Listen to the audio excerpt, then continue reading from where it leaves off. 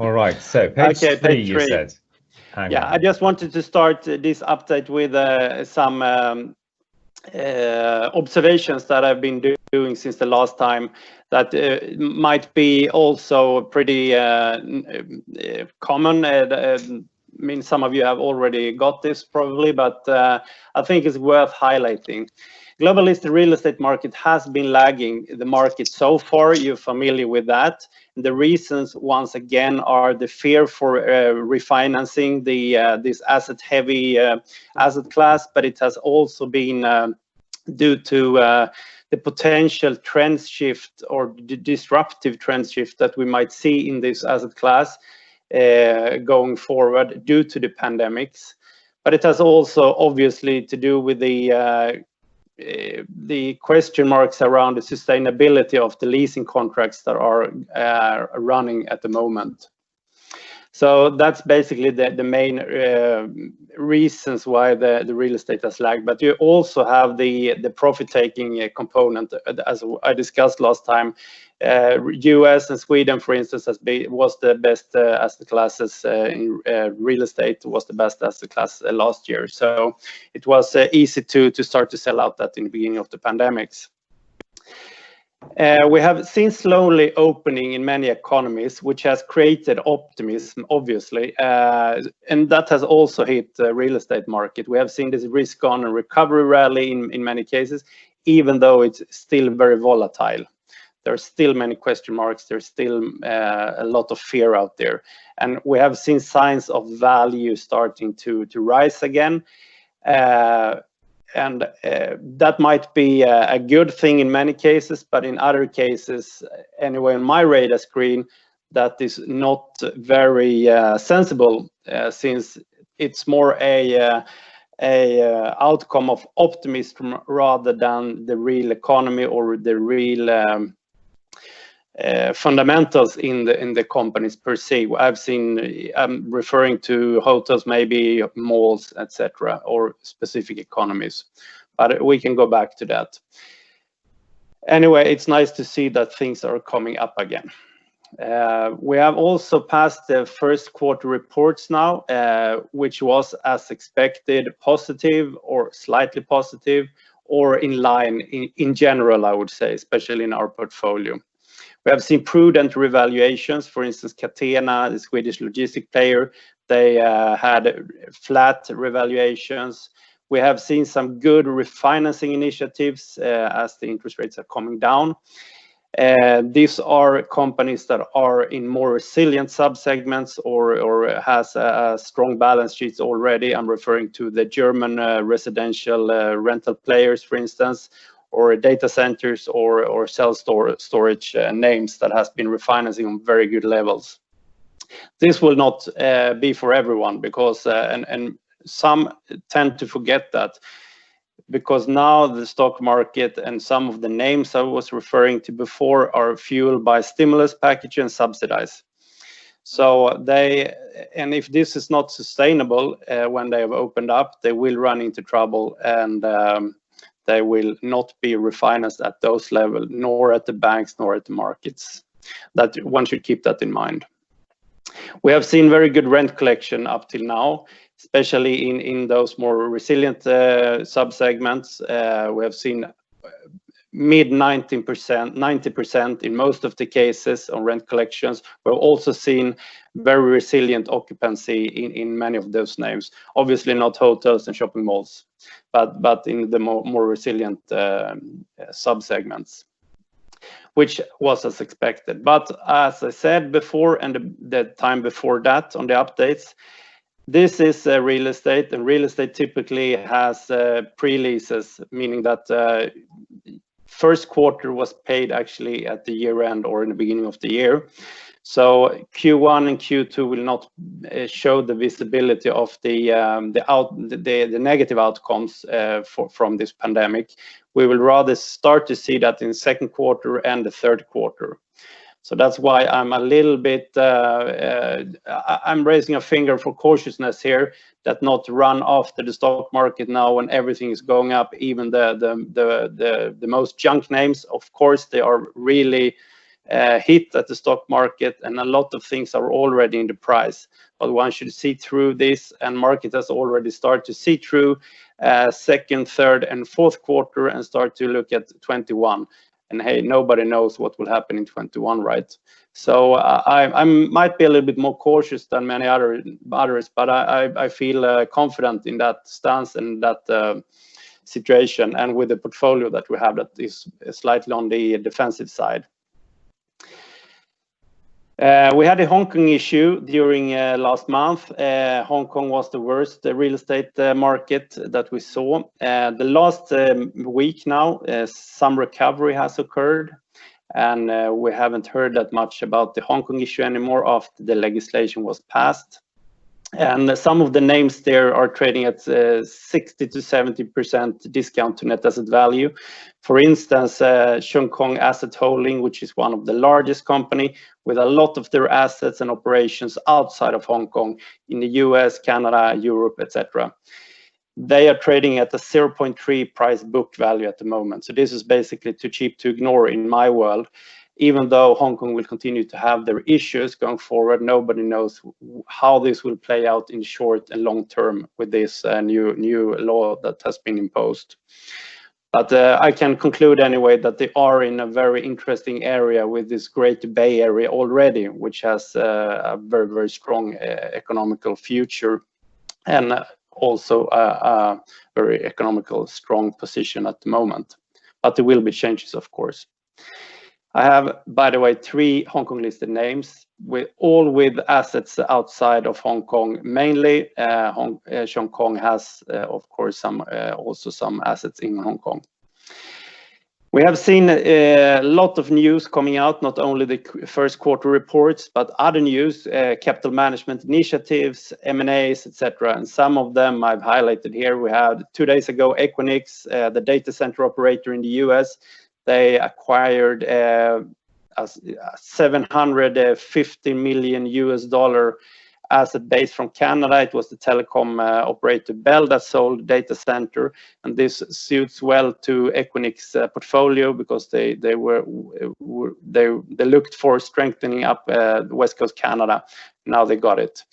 We had the Around Town announced yesterday share buyback 500 million euros, which also was visible in the stock price yesterday, which was a welcome initiative because they're trading at a huge discount due to the 23% total asset they have, or total allocation in the portfolio. We saw the rumors about Legg and Tag, the 2 German rental residential players, fueled that segment. Actually, it was the best in May. This was later cancelled, this merger talk, but it emphasized this consolidation thought that the sector has had for many years. This is about scale, and this is about getting out of Germany that has their rental regulations ongoing in Berlin, but it might spill over or it might get obsolete. It's now in the hands of the German law, how that will play out. But anyway, it's about scale.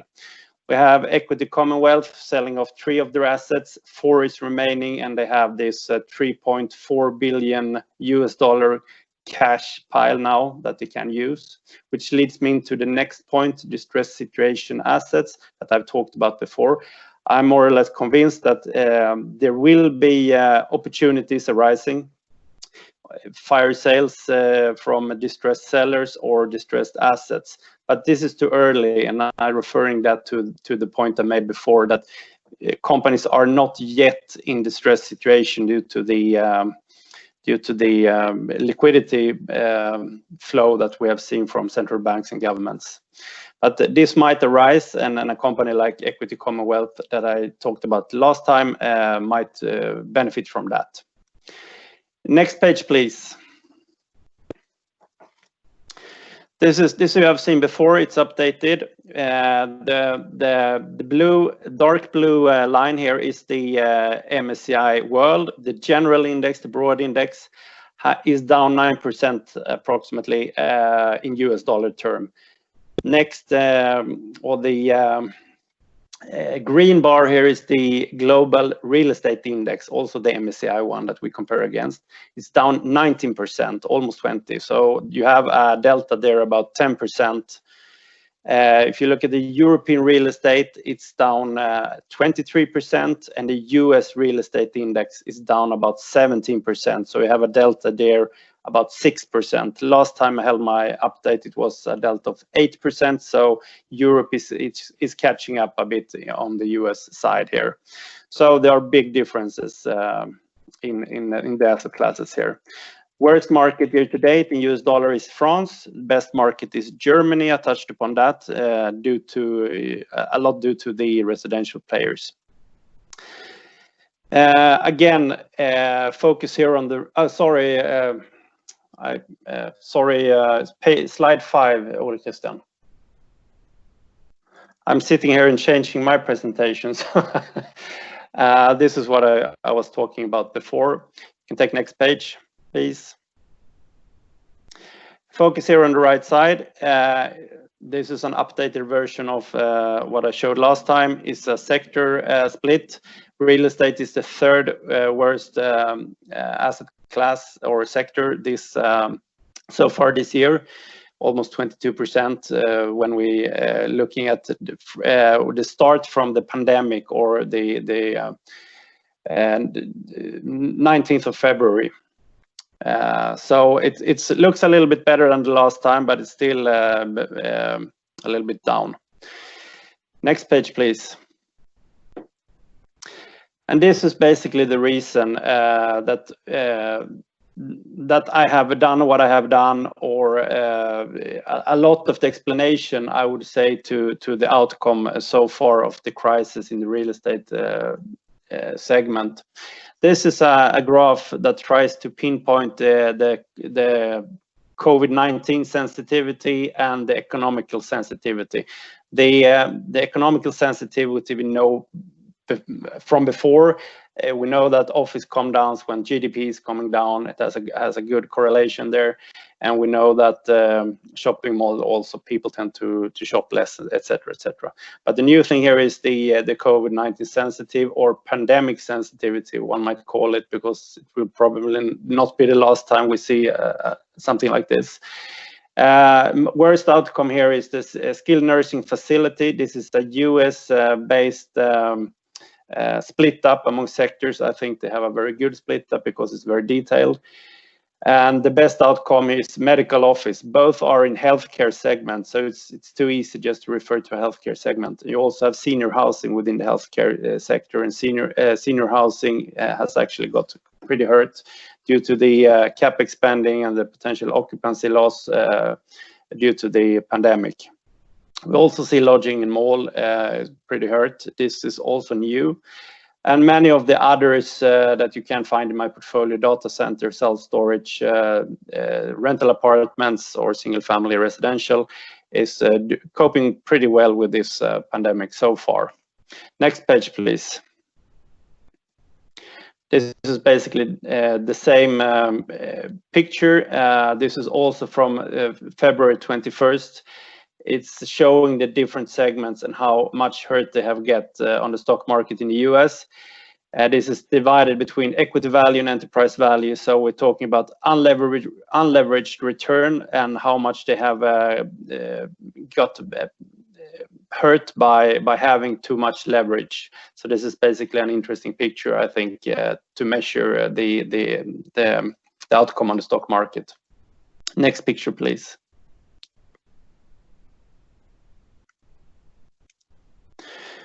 Some of you have seen this before. I think this is a very interesting thing to think about. You have some winners and some losers potentially of this pandemic. We know that we have some winners and losers as we speak, but over the mid and long term. And I just want to highlight the office part a little bit, because that seems to be on everybody's forefront today. I hear a lot about it and I read a lot about it, and I think you can actually do some or have some opportunities within the office space. Some people think office will vanish Some people think the demand will increase, and you have everything between that. Just as a reminder, I'm old enough to remember the paperless office and the paperless working space.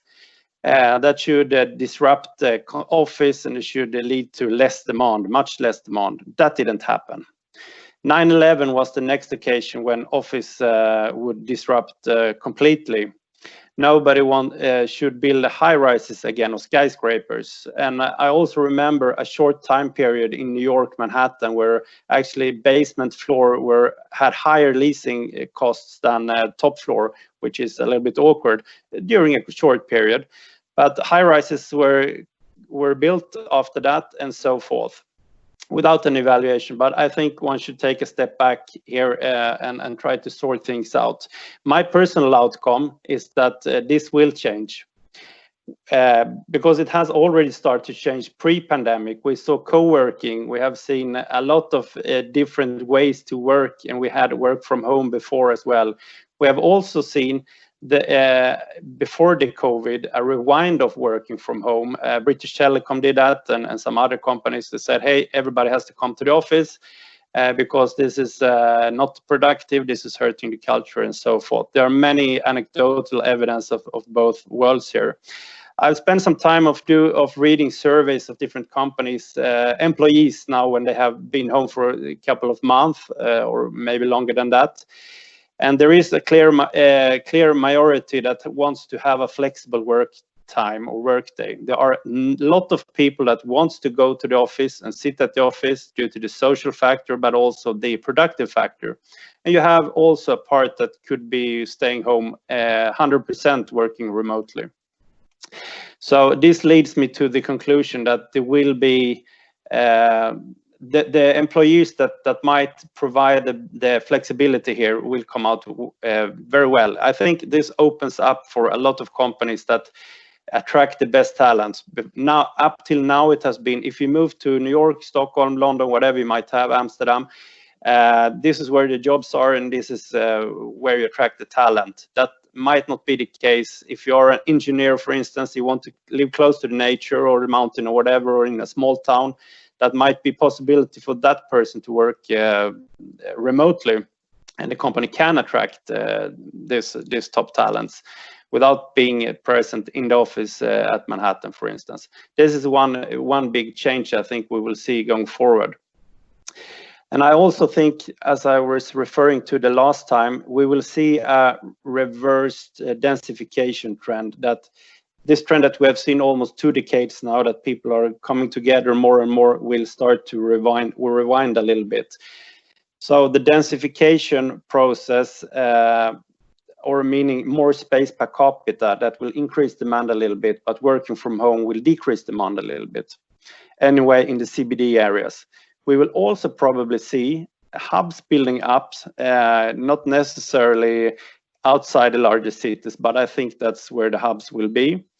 People don't want to take public transport in the same extent as they did before. I've studied that as well, and in Tokyo, for instance, it came down with almost 90% during a long period, but that is in Japan. But numbers are similar in many other larger cities. So there will be need for hubs that you can walk to, take your car or take your bike to. And this demand will come out from the CBD center or the city centers and establish close to the cities, because you want to have the amenities from the city, and you probably live outside the city. This will also have an implication on the way we live. Some people want to live in the city because they can walk to the office. Some people will move out from the city because they live already not easy accessible to the office. So they might move out even longer if their workplace is close by there. So this might have implication on that as well. We will also have technical advances here that makes, for instance, we have a company in the portfolio. It's SEA Immo, it's the Austrian office / retail name. They have a very modern and technical developed asset in Berlin. It's called The Hub. It's just right off the Berlin Hauptbahnhof. and you can actually drive into the parking garage there and get to your office place without touching any buttons or anything. And I think that's also a little bit of the future. You will have more space, you will have better ventilation. And I already checked that up with some of the pipeline projects that we're seeing now among the office players. They're actually building in this type of things already now, just to attract tenants that remember this pandemic.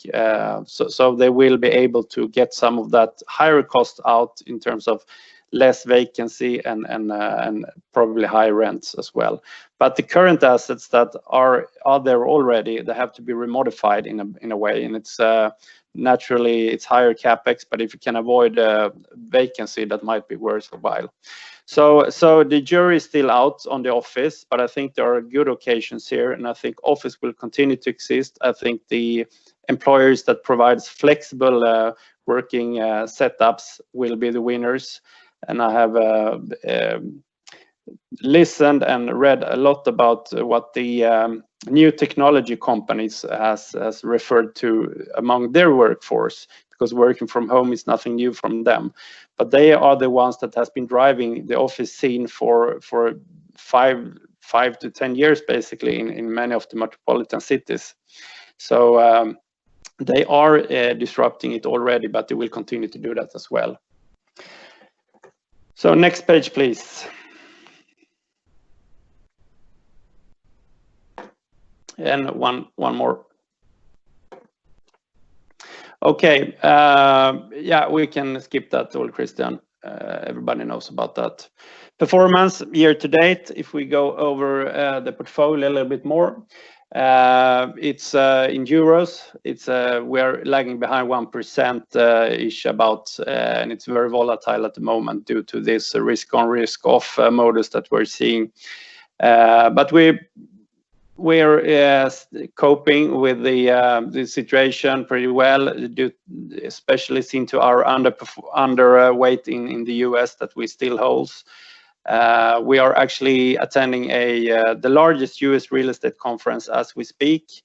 Last week we attended a European conference, so we are meeting a lot of our holdings, but also a lot of new holdings. So it looks promising, but we're sticking to our strategy, as I will come back to pretty soon here. Next page, please.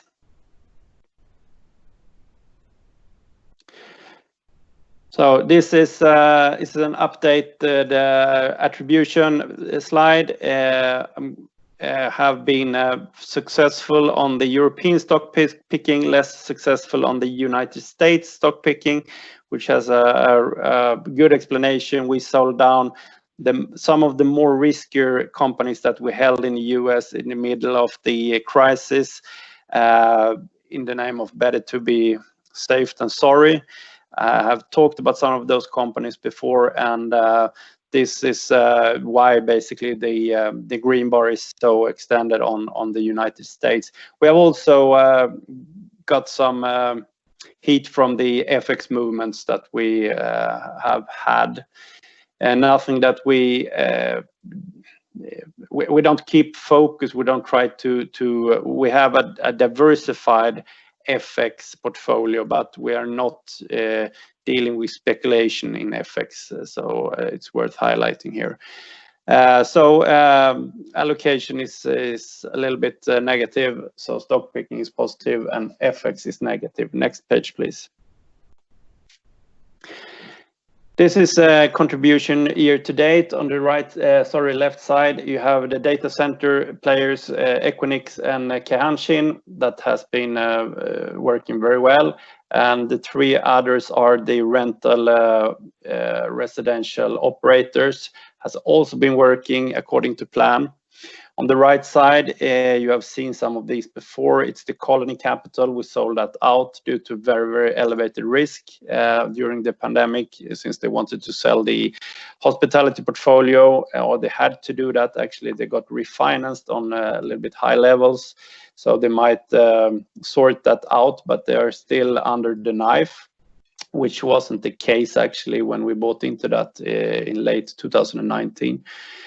SL Green office on Manhattan has been hurt by a little bit by leverage, but they have sold down some assets, which was also according to plan at okay levels. But it's office, and office we talked about a minute ago, so they are a little bit in limbo about the segment itself and in New York. But New York has been a specific place to have the majority of your assets as well. Around town, we talked about that. Hotel portfolio constitutes 23% of the total portfolio, but the rest is office mainly. So it has had a good rebound yesterday and today as well. So I'm pretty comfortable about the office, the continuous office performance in the top 7 cities in Germany. Stendalen we sold out to make room at Adapteo, and I'm happy to see that Adapteo is not here anymore, because if you remember, the social infrastructure name was one of the largest losers to date at my last update.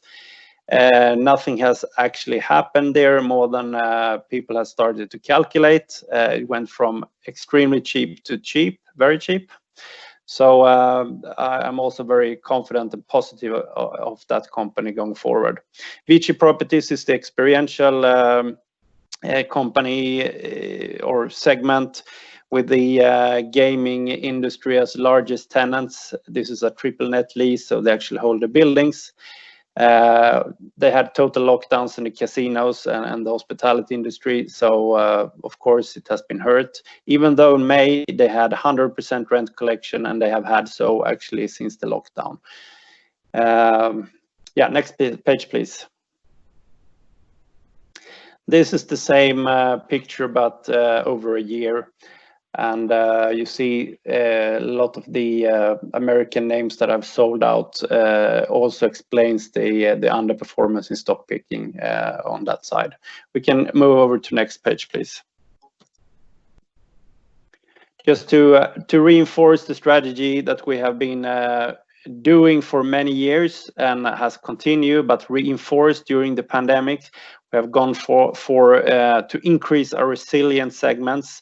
Resilient, not only mainly economical resiliency I refer to, but it should be also not on the top left side on the graph I showed you before on the COVID sensitivity. So this is obviously residential real estate rental players. We have seen very high rental collections even in the US, where they have a little bit other dynamics on the rental side. Self-storage, obviously, people has moved, especially we have seen a lot of students moving out from the students' homes using self-storage. Healthcare, selected healthcare names, not senior housing because we sold that out, more medical office and things like that. Social infrastructure, schools, daycares, and so forth. Digital infrastructure has actually increased. We see many of these names in the tower and data center industry on all-time highs. I've said that for a while now, but they're still climbing. And logistic and warehouse has not been that affected either, but it might be a little bit more affected from a vast economic downturn. Next page, please.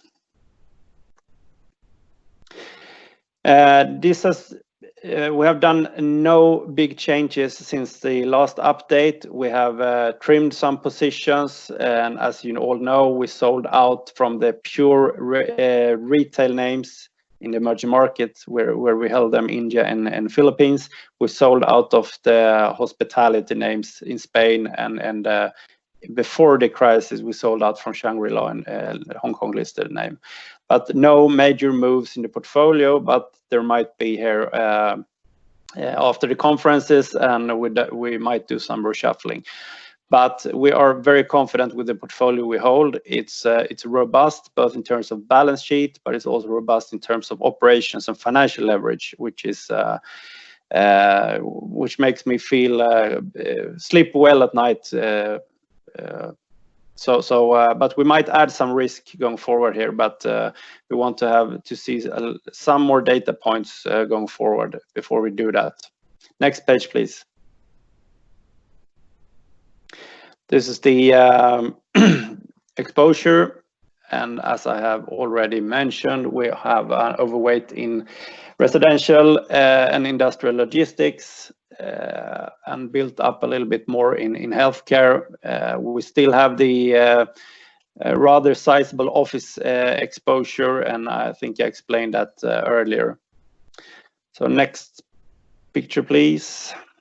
This is interesting. We are still vastly underweighted in the US. And this is active management we're talking about, and that's actually what you're paying for.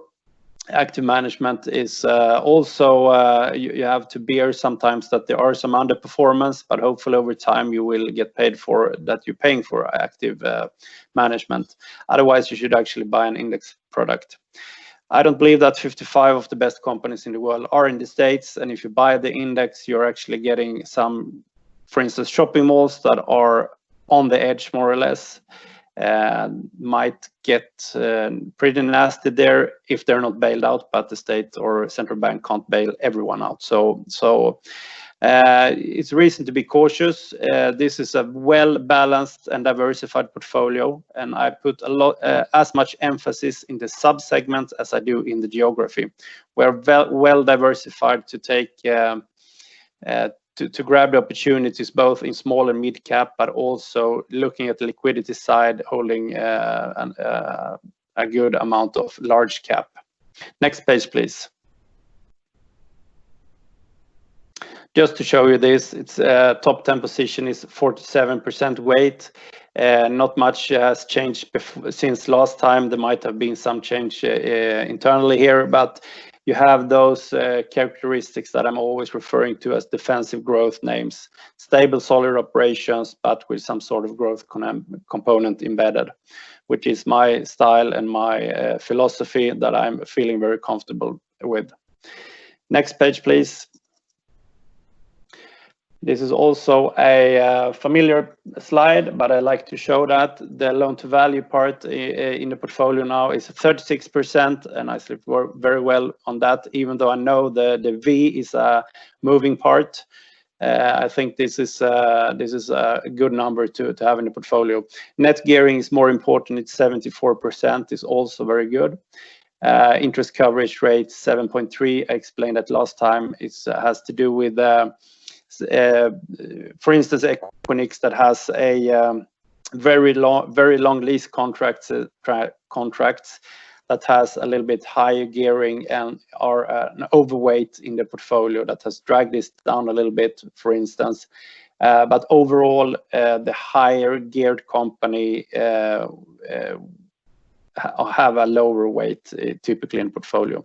And the fourth graph here is basically the average spread to rent, risk-free rent. It has come up since all the economies more or less has been taking their interest rates down, but it's a very comfortable number as well.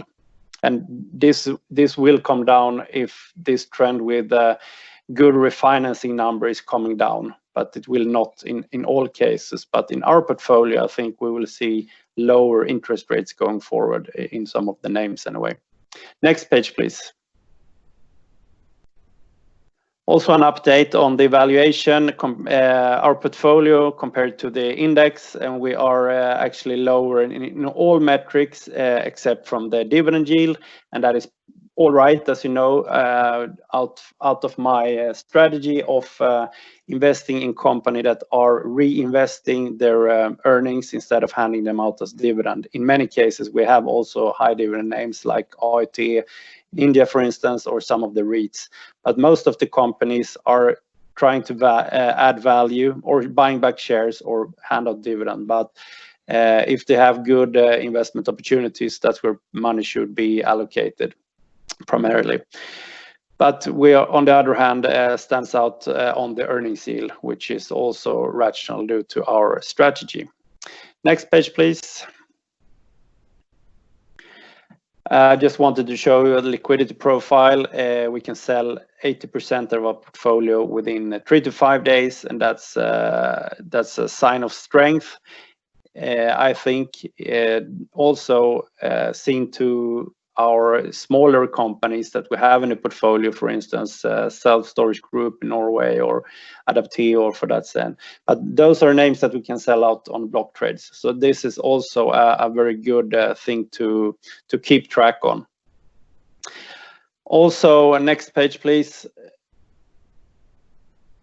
Again, we have not suffered on a lot of outflows, or on the opposite actually, and we're very happy and glad, and thank you for the confidence in believing in us and what we're doing.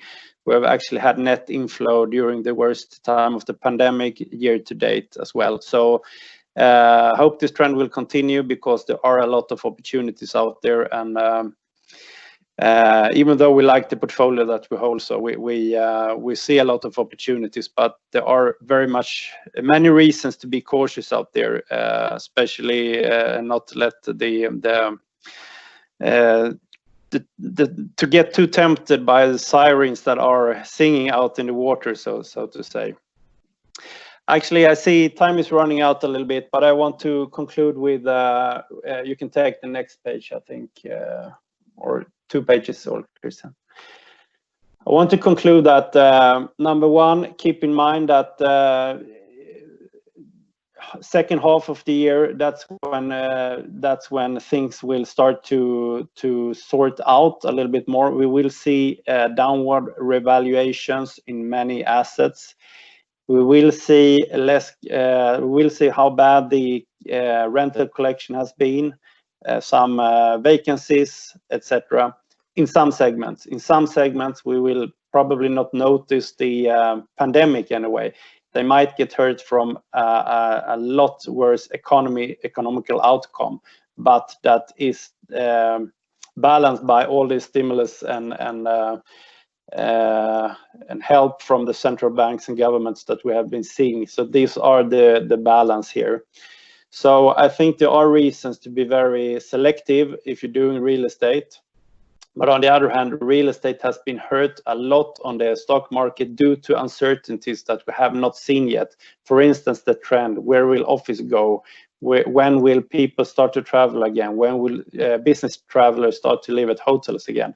This might be forgotten about in 3 months when societies are opening up, or it will change the patterns. This has a lot of built-in uncertainties, and this is what the stock market now is reflecting. Even though I think that stock markets in a way has started to see through the second half of the year and starting to look very positively on next year, which is a little bit too early on the day, if you ask me, but I'm just guessing as everybody else.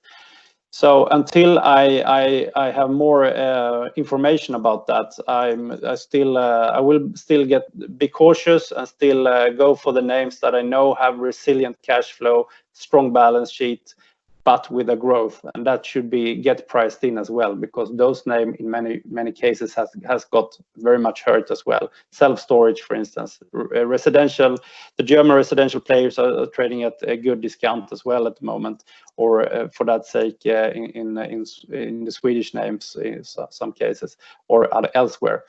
And I think there are some good opportunities in the UK. We have bought into Azora, as I talked about last time, healthcare name, but also Granger in rental residential. These are the type of names that I like, because they are Brexit resilient, more or less. People get ill, people has to live somewhere. But also the office side could be interesting to look at.